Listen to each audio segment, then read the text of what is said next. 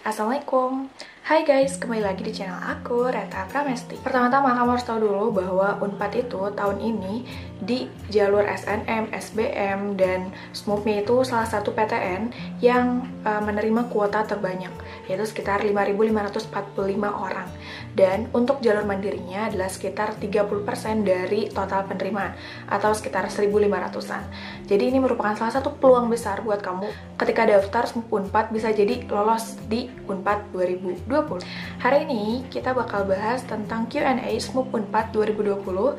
Ini langsung dari web resminya. Jadi buat kamu yang daftar SMUP Unpad dan masih nanya-nanya terkait teknis dan sebagainya, tonton sampai akhir ya. So langsung aja kita ke videonya ya.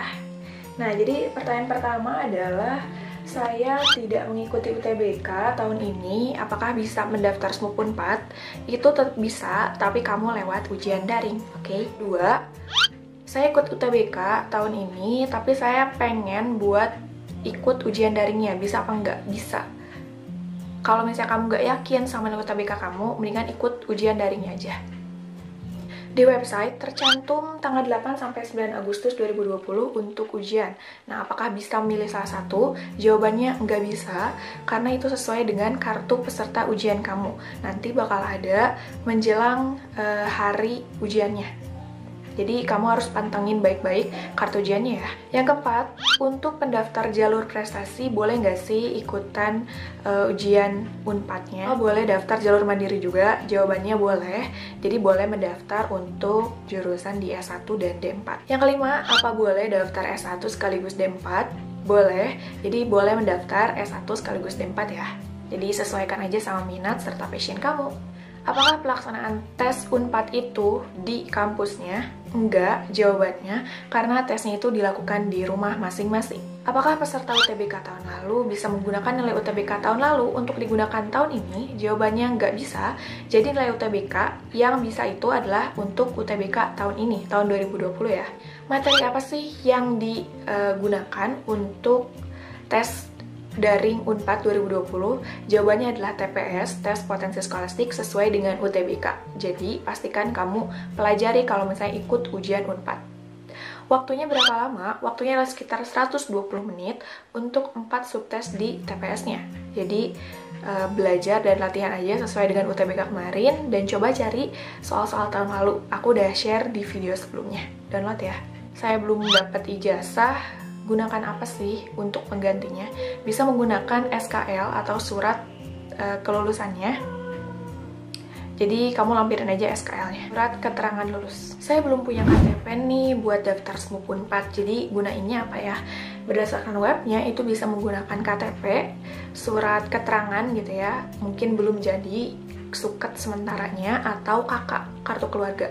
Saya penerima KIPKA, bisa nggak sih daftar jalur mandiri? Jawabannya bisa, tapi kamu tambahin kartu peserta di form pendaftaran yang di bagian di kartu keluarga. Jadi itu tambahannya ya. Saya nggak ikut UTBK, gimana ngisi buat yang nomor pendaftaran UTBK? Kamu isi aja 00, oke? Saat mengisi pendaftaran UTBK nggak cukup. Kamu cukup mengisi angkanya aja, nggak usah pakai strip, karena kalau pakai strip itu nggak akan cukup. Jadi angkanya aja ya. Misalnya saya pengen daftar beberapa jalur mandiri di SMUP Unpad, itu bisa nggak sih? Atau buat akun lagi? Itu nggak perlu buat akun, karena satu nick itu satu akun, dan kamu bisa finalisasi yang pertama dulu, baru kamu daftar lagi di yang kedua di bagian minatnya. Bisa lintas jurusan gak di Unpad? Jawabannya adalah bisa, tapi sesuaikan dengan ketentuan prodi yang diterima di webnya SBMPTN, yaitu di sbmptn.ac.id atau di ltmpt.ac.id. Kamu bisa lihat bahwa jurusan itu tuh menerima nggak sih dari jurusan-jurusan linjurnya. Gimana kalau misalnya salah satu perangkat di sistem operasi atau di RAM-nya itu nggak sesuai dengan yang diharuskan? Itu dikhawatirkan ada fitur-fitur yang nggak kebuka gitu. Jadi pastikan laptop kamu itu sesuai dengan persyaratan yang dibutuhkan oleh ujiannya ya. Misalnya upload latar belakang fotonya itu nggak warna putih, harus upload ulang, nggak perlu.